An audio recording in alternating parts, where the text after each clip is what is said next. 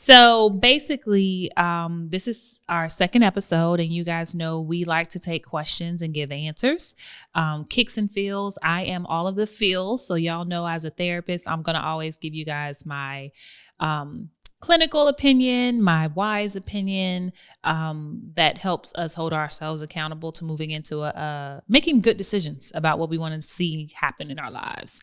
And Kicks over here. Yeah, I'm all kicks. And I've got on some Jordans today, some patent leather. So, but really for me, kicks also means I just be kicking it. Like, I don't really know how I'm going to help you all, but in the long run, I'm going to make you laugh. Mm-hmm. We even got some people who said I was funny. And see, you said I wasn't funny, but you had people in your comments like, yo, we appreciated LP's humor. So whoever that was, I appreciate you also. And that's kind of what I'm here for.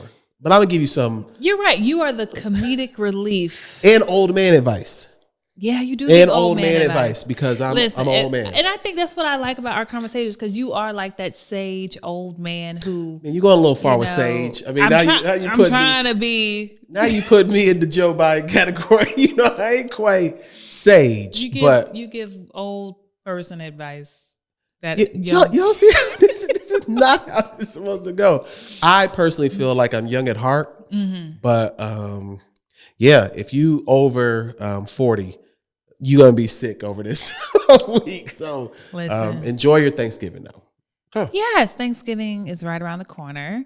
So hopefully we get some questions about the holiday. So agreed. I'm gonna go ahead and pull up my phone and get our questions going. So while she's pulling up her phone, I'm gonna give y'all just a little background. We were supposed to do this a couple weeks ago, but schedules just get messed up. So we appreciate y'all coming with us. We have, speaking of structure, as you mentioned earlier, we have came up with maybe a consistent time to do this. Are you saying we haven't? What you mean we haven't came up with one? We haven't, because what you proposed, I told you was not going to work. Not just this week, but it could work moving forward. It could work when? I don't know. Like maybe I personally think we need to know from your audience, and then I guess I could poll Poor Horseman audience as well. When would they like to see this type of question and answer? I prefer Sundays. What about you? Sunday's like a reset day. People like to ask questions on Sunday. I think Sunday's a good day, and I would prefer this to be YouTube live, if possible. So is that something that you could commit to? No. Why not? You know why? This just isn't gonna work.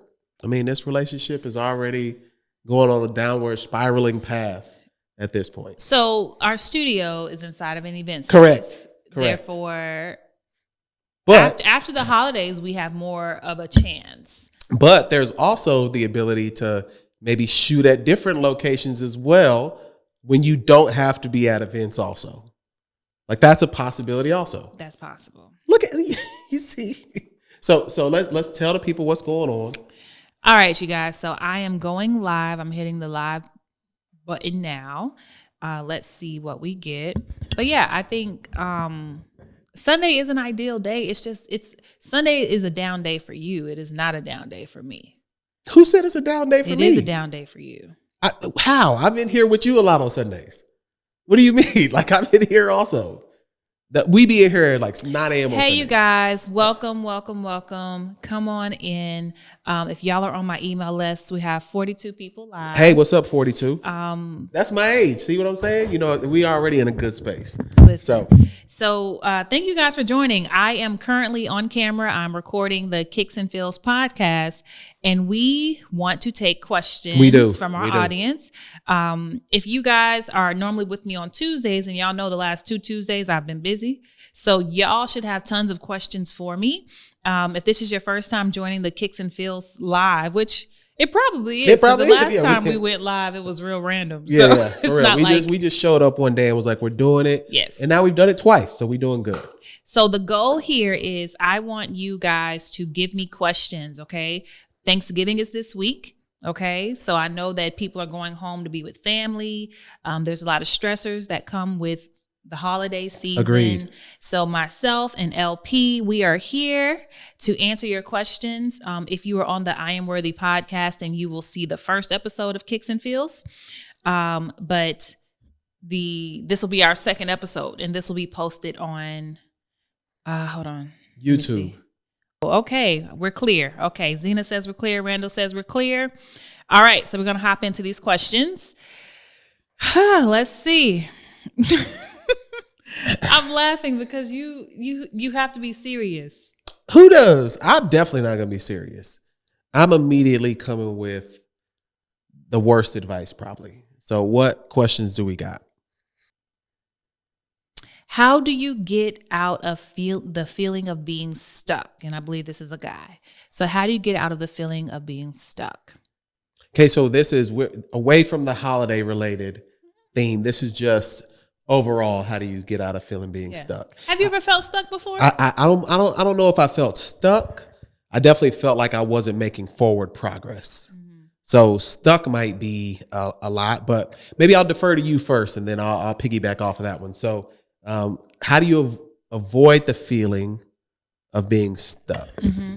So when you guys think about, typically what most people think about when they think about the feeling of being stuck, many times it's like being on a hamster wheel, right? So I'm spinning my wheels, doing the same thing over and over without getting the results that I'm looking for.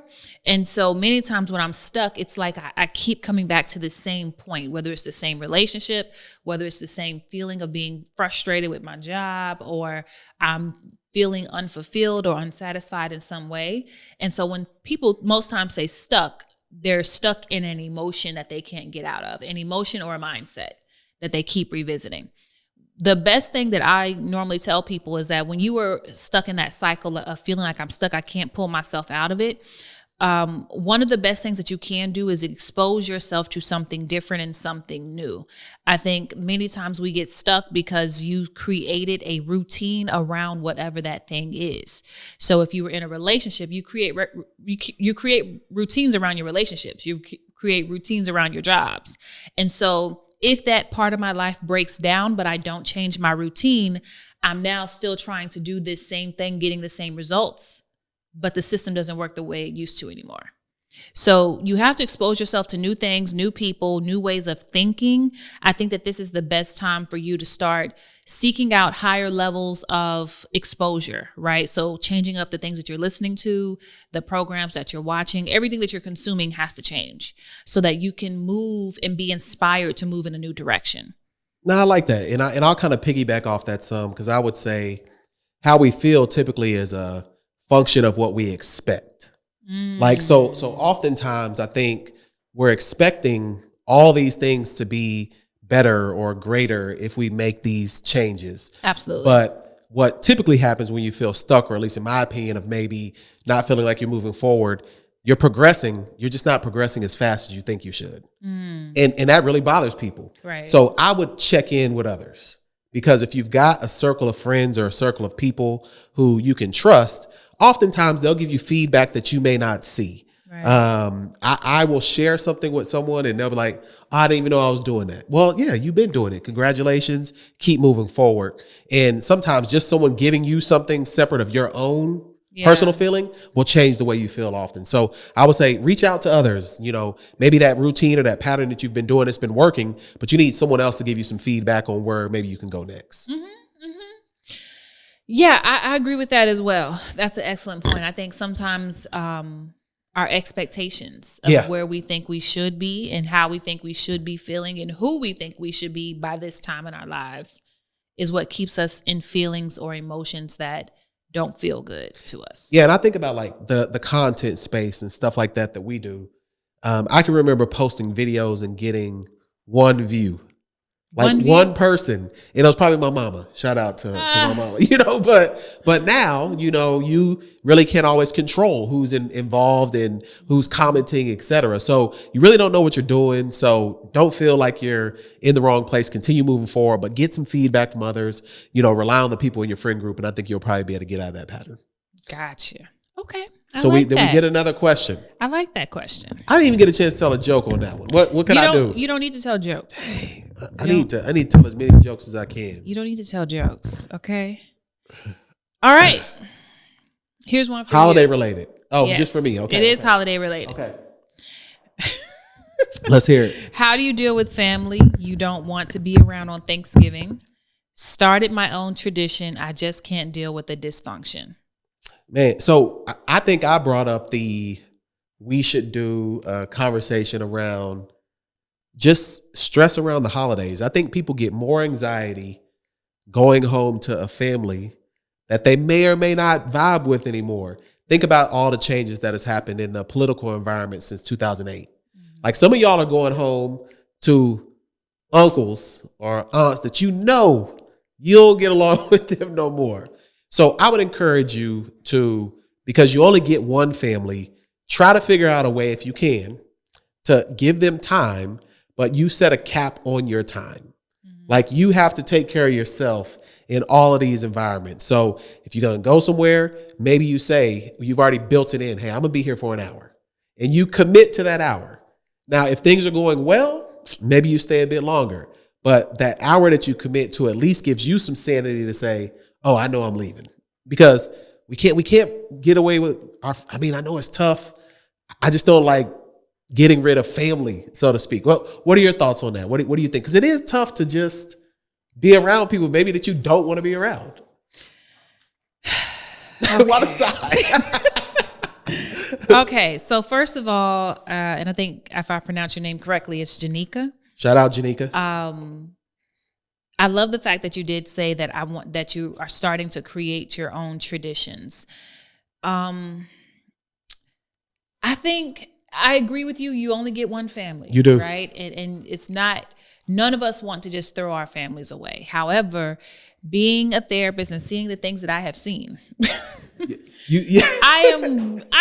I understand that there are certain situations that will cause for us to say, yeah, I'm emancipating. And you don't choose your family either. You don't get to choose your family. Yeah. Right. So I think that for one thing I always tell people is you get to define what family looks like for you. You get to define what family feels like for you. Because I am born into this cycle, right? This group of people, we may share the same bloodline, but that does not mean that we share the same values, the same beliefs, the same heart. And so at some point in my life, as an adult, I get to redefine what family looks like and feels like for me. And I get to do that non-judgmentally, right? I think you have to give yourself permission to say, yeah, I'm gonna uphold some boundaries, right, with mama or daddy or sisters or brothers, because when I go back into these environments, because I work with people who made tremendous progress throughout the year, and then they go home for the holidays and come back completely reset, re-triggered, mindsets completely redone because mama said something that triggered them when they were 12. Wait, can we stop there for a second? Because that's interesting. Like, as a professional who helps people, what advice then do you give people when they're trying to not fall back into those old patterns when they go home? Because I can imagine that's a challenge. Like, what would you say to someone who says, I've been doing the work, I've been working on myself, I want to help my family though? Is everyone not supposed to be helped? Yes, you can help your family, but you cannot help your family while you are still in process. Okay.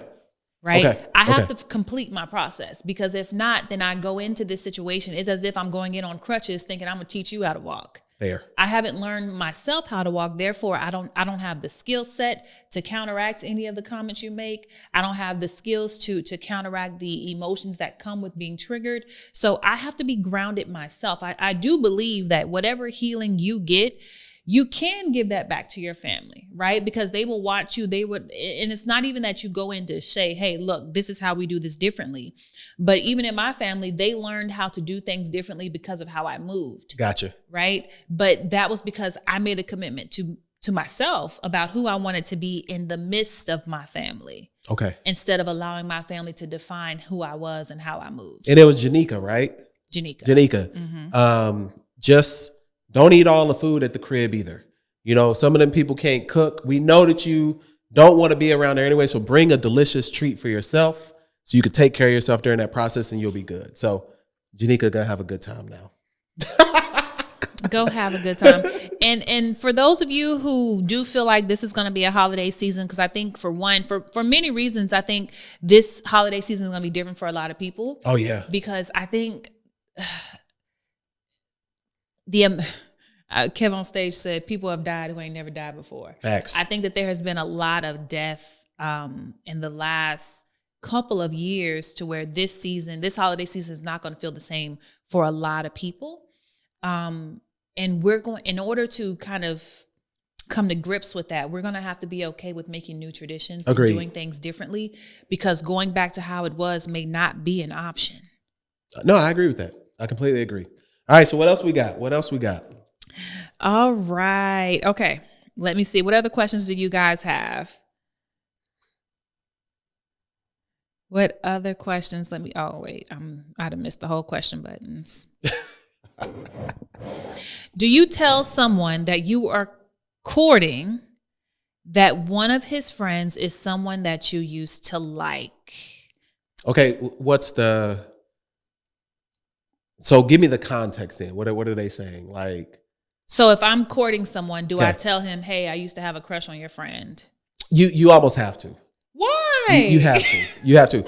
Because so male friend groups, while we may not care, we would like to know that we had a crush. Nothing happened. Even if nothing happened, because then you might feel like you're looking out, like, is that person waiting for the moment for you to mess up if y'all start dating? Because now I know you had a crush and things could be weird. Like, I think any information amongst friends should be good because y'all are friends. And then you might find out who's really not your friend if you tell them something and they get upset, or if they're mad. Like, that alliance should go well ahead of that relationship. And I guess it depends on how long you've been friends. Like, how long has that process been? But why is this on the friend? It's got to be on the friend. It's got, like, the person who had the crush. No, so this is the girl. Okay.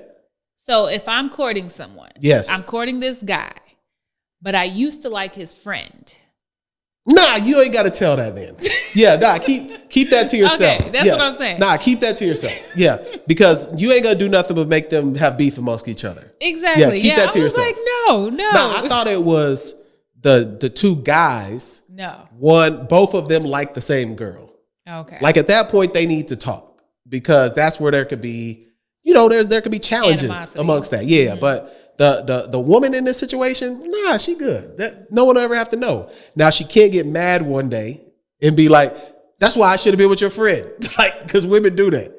They do that. Oh my God. Are you telling me women don't do that? I'm not saying women don't do that. No, I mean, so if you cannot use it as a weapon. No, you cannot. In a future argument that's going to happen. Okay. And I've seen women use that as a weapon. To say that's why I should have been. That's why I should have been with your friend. Johnny was better anyway. I don't know what. Johnny, my bad. If you out there, okay. Johnny. All right. My bad. Yeah, I'm with him on that one. If you have if you're being courted by someone, right? And y'all know with me with courting, if we're courting 9 times out of 10, we haven't made a serious commitment to each other anyway. Correct. So we're still getting to know each other. So I don't feel like it's healthy for me to go and say, oh, I like your friend too, right? But women do that though. They do it. I don't see what you can get out of that. Anger. And you know what it is? I do know. There is, and this is for my fellas who are here with us, that and women do it a lot because they're looking for reassurance that you want me.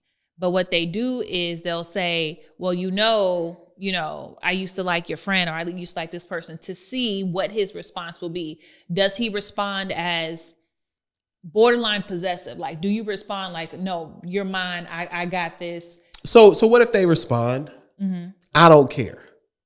Then the woman's going to be like, well, you ain't into me. Exactly. But that's not true.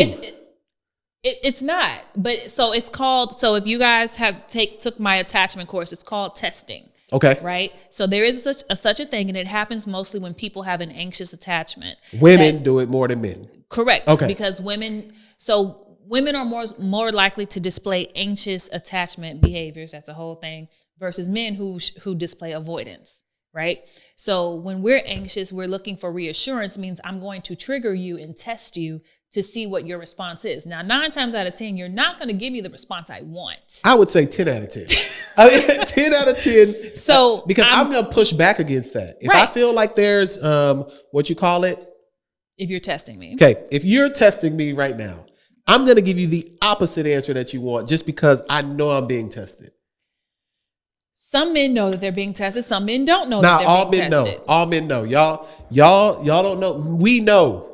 We know we're being tested. So I say that to say that women will make comments like that looking for reassurance. It's unhealthy, okay? It's not something that I advocate for, but I'm saying that it does happen that way because they can't communicate, hey, I'm feeling unsure about our connection, or I need you to reassure me in this connection. Gotcha. Instead of just saying what I want, instead I try to test you to get a response that looks like healthy, like this person wants me.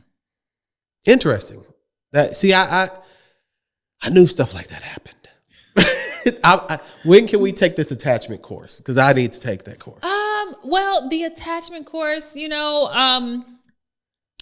next question. Next question in Instagram, please. Next question, please. Is expecting chivalry too much? I never really received it, but I do expect it, but I never get it. Say that again. Say that again. Is expecting chivalry too much? I never really received it, but I do expect it, but I never get it. Okay, so there's a person that I know that says phrases like, men should take me on a proper date. Mm-hmm. Okay. And would chivalry be a part of the proper date, or are we talking about the acts of service that a man can do to show a woman that opening doors, making sure that you're walking on the appropriate side of the street, the things that you should do as a seasoned young man that I am, that I feel like should be a part of your process? Or are we talking about like, taking me out and doing things like separate of those, day-to-day type stuff? So I would think, I cannot pronounce your name. What is it? Let me see. We're going to give it a try in real time. Himadri? Oh, yeah, that's good. I like that. Okay, we got it right. I cannot. I would think chivalry is defined. It definitely falls in line of acts of service. Okay. Right, where most women, we want to feel doted on, cared for, and protected as I'm getting to know this person. So for me, chivalry falls in line with the opening the doors, walking on the right side of the street, supporting my lower back as we're walking, like letting me know that you're present. Number one, you're present. You care about me. And I think for women, chivalry communicates, I value you, right? So anybody can take you out on a date, and it's not bad. It's not bad if they don't, because you have mixed, in 2022, you have men who believe, women wanted equal rights. Therefore, you should open my door, right? Look, I would say that chivalry is a learned behavior. It is. And every woman requires something different. Correct. And a male would do himself a disservice if he tried to interact with every person that he dated the same way. Absolutely. So you got to meet, for example, this young lady would say, I want those things. Maybe she's seen that from parents or family members, etc. But the men that may be around, they may not have seen that. Right. They may have just saw, yo, you coming through? Like they just may have only seen the side of the relationship that didn't require you to be chivalrous. So I would say it's a learned behavior. You got to give people grace, but you also need to communicate what you want. Because oftentimes, if a brother knew all he had to do was open a door and he keeping his relationship stable, he opening the door. Unless he just don't like you. Let me tell you, I went on this date one time and clearly this person did not like me. Okay. Because that could be the case too. When I tell you, And this was during the era. So this is why when I tell you guys that dating grows you up, because this is, of course, was younger Brittainy, where I was learning how to use my voice and say, hey, this is what I like, this is what I don't like, without it becoming, confrontational, Okay. or without feeling like I was a burden, or without feeling like, hey, if I say this, then he may not like me. Right. So I was learning how to use my voice. And so we go out on this date, and it was horrible. It was horrible in so many different ways. But it was at one point where I was like, hey, I really like when guys open my door for me. And what it was is because we went into a restaurant and I thought he was going to hold the door open, and he didn't. And I don't believe that. There's no way he let the door close as you were walking in. No way possible. Brothers ain't doing that since 2015. This had to be like you going to high school prom. No. Had to be. I was a grown adult. No way. I was a... and then I communicated. I was like, hey, I really like when guys hold the door open for me. It makes me feel more lovable. It makes it, all of the benefits of you holding this door. Of course. And he's like, oh, yeah. I didn't mean to, let it go earlier. My bad. I got you next time. So we leave the restaurant we were in, headed to his car, and he goes to his car door. And I'm just standing there, and I'm like. Ladies in the chat, can y'all do me a favor? Is that a common occurrence that men will walk through a door and will not open it? And not hold it? And y'all are together? That doesn't add up to me. I almost don't believe but that. But that's okay. We have talked about you being of seasoned. A different. I'm of a different generation. You are a different generation, a different time. But it absolutely. She's asking this question for a reason. It happens. I'm telling you. I promise you. But not walk into a physical location. Okay. That y'all are together. Okay. And the door closes as they walk in. Look, Tishra, she says, been there once. Once. So never again. Exactly. Yeah. Never again. Dang, but brothers. It happens. Thank you guys. Thank y'all for see, thank you guys. That is amazing to me. Like, I couldn't imagine. I really could not imagine. It happens. Y'all listen. I could not imagine. All right, what's our next question? You be in denial about what's be going on in these streets. I'm just not in the streets. That's the thing.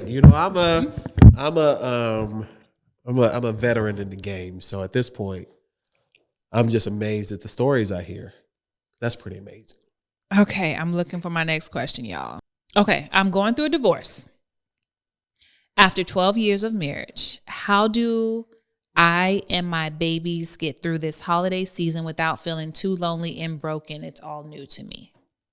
I mean, that's a good question there, because you talked about loss in terms of people maybe passing over the last couple of years, but another thing that happened over these last couple of years as well were a lot of relationships dissolved during this time. And that's true. I don't think we consider that as a part of that loss conversation also. Mm-hmm. So we gave some advice, or someone mentioned that they were starting new routines and new traditions. I think anytime there's the loss of a relationship, because we grieve that just as much as we do a death, if not more. Absolutely. At times. So I would say that this is really key to build new traditions, build new ways that you can reconnect. And hopefully it wasn't all divorce is trauma. Because I was going to say, hopefully it was a situation where it was an amicable split. Right. But being able to create new traditions and maybe have the kids be able to have, this is a set of traditions here, a set of traditions there are important. As a father of two daughters, like, I'm really big on trying to get them to anchor in as much tradition as they can, because that's really all you can hang on to during this time, especially in this commercialized time of, I got to buy you everything to make you feel good. Those traditions kind of anchor you in the family. So that's what I would recommend. Yeah, I think it's one, acknowledging that you are experiencing something traumatic, right? No matter how the divorce happened, a divorce for any family is traumatic. And it's giving yourself permission to not buy into, the typical, we should be happy this holiday season. I think we put a lot of pressure on people who are going through real life circumstances that you should be feeling a certain type of way just because it's the holiday season. And that's not true. two things can be true at the same time. And that can be, we're in the middle of the holiday season. I'm grateful for where I am. I'm grateful that I have my family. And emotionally, I'm burnt out. I'm tired. I'm frustrated. I'm hurting. I'm recovering. Both of those things can be true at the same time.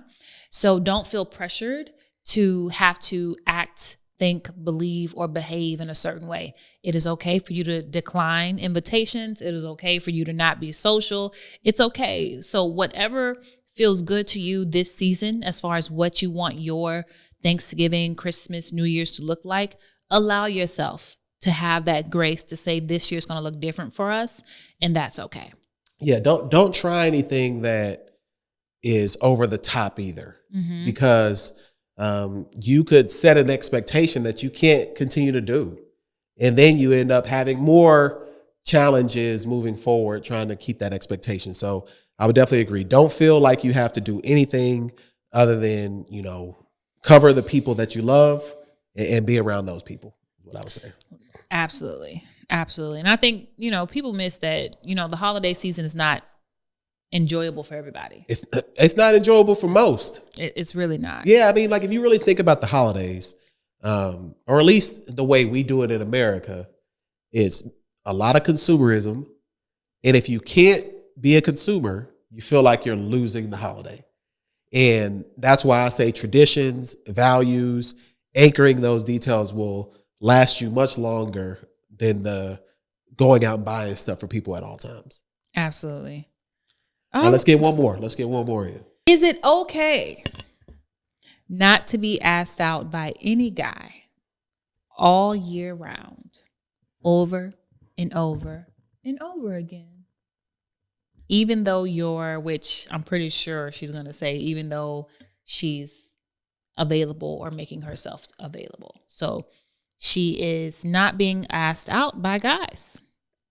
Just guys in general or a specific guy? Because there's a difference. She said any guy. She said, is it okay to not be asked out by any guy all year round? I would say that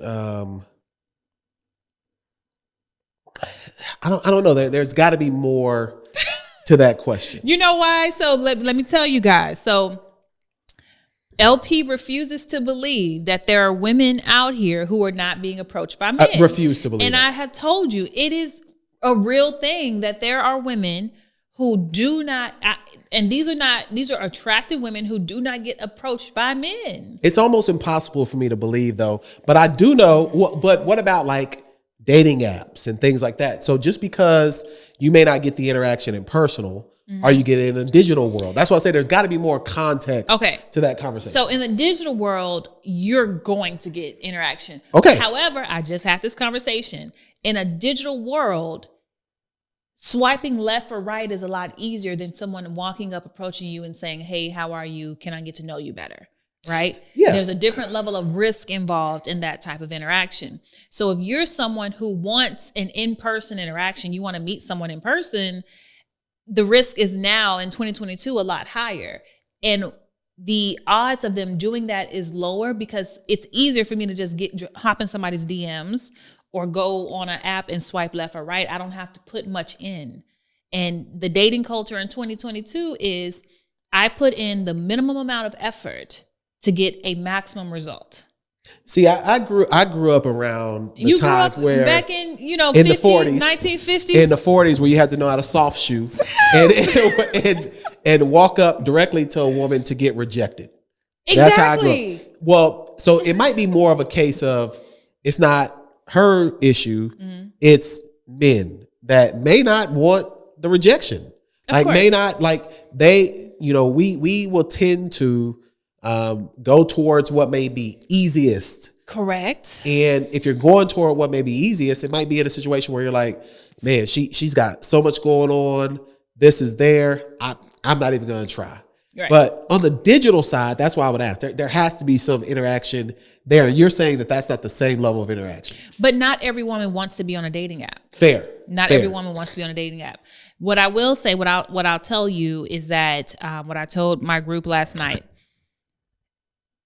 If you want to be approached in person, Okay. You do, because you want to acknowledge that as a man, it could be hard for him to muster up the courage to come and speak to you, knowing there's a good chance that he could be rejected. Right. So you have to have very strong come hither energy. Okay. And come hither basically means that, you're giving off the cues to say the store is open. Should you approach? Should you come this way?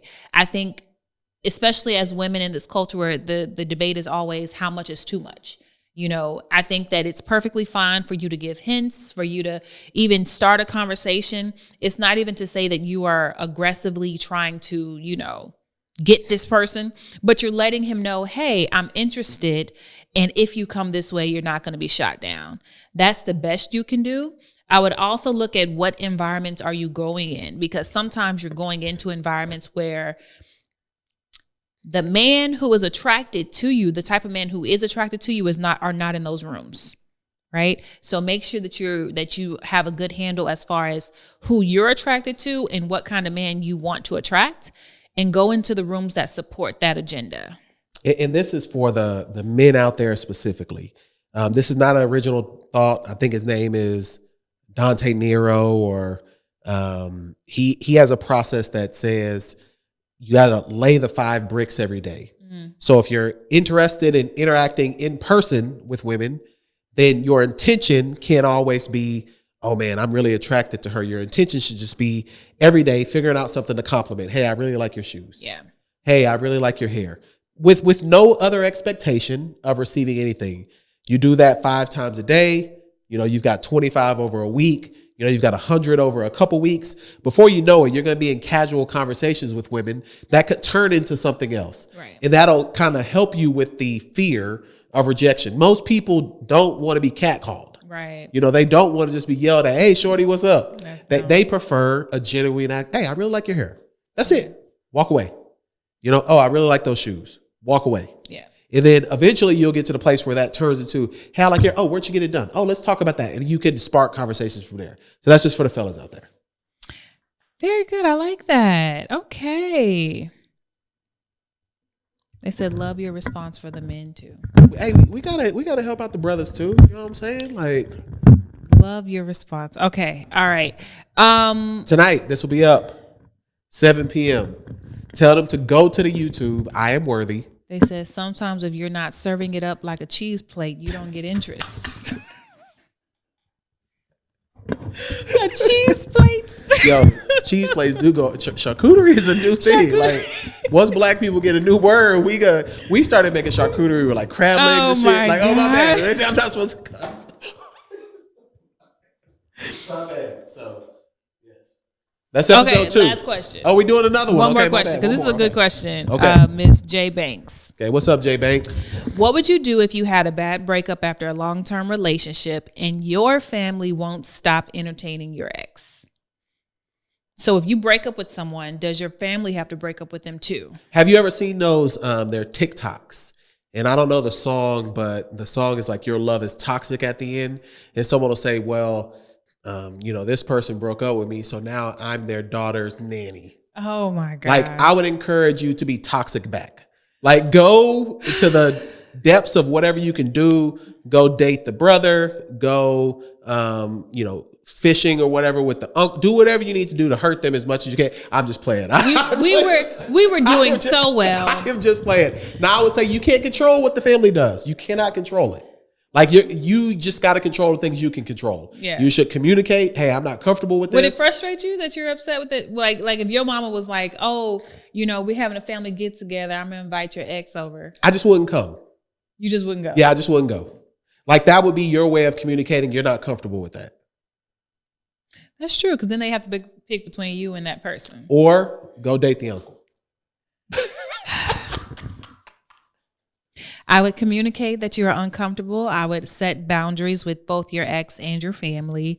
And then I do agree. I would just stop. I wouldn't go. If you're going to invite my ex, I'd be like, I left this person for a reason. And if y'all want to date him, cool. I'm well, you shouldn't say that. You should. If y'all want to date him, go ahead. That goes a little far. If he wants to be your new bestie, hey, have at it. But I won't be there. So yes, set healthy boundaries, communicate the boundary. And at some point, they're going to have to pick between you and them. Okay, so that's episode 2. That's episode 2. 7 p.m. This will be out. It's going to be up at 7 p.m. So I'll post it on my YouTube channel. Y'all see the full thing tonight. Yes, 7. I'll commit to 7 p.m. Mm-hmm. We can make that work. So anything else before we get out of here? Enjoy your Thanksgiving. Enjoy your Thanksgiving. Yeah. Yeah. Because you're going out of town. I am. Have fun. I am. Travel safely. As long as I can breathe. If I can't breathe, then I'm not going. Probably not going to happen. But yeah. Look, we're supposed to do positive affirmations and stuff, and that was a negative comment right there. So, aren't you leaving tomorrow? Yes. Did you take medicine today? I don't believe in medicine. Okay. So, like I said, okay, strong black man. Probably not going to happen. But yes, I enjoyed you guys. Thank you for tuning in to another episode of the Kicks and Feels podcast. We will have a regular shoot schedule. And we'll have a better setup for getting you to a place where you can watch this live with questions and interact. I prefer YouTube. We're going to have to do it live, y'all. We're on, I don't know, a better platform. YouTube. Fine, YouTube. But yes, we will be back soon. We're out.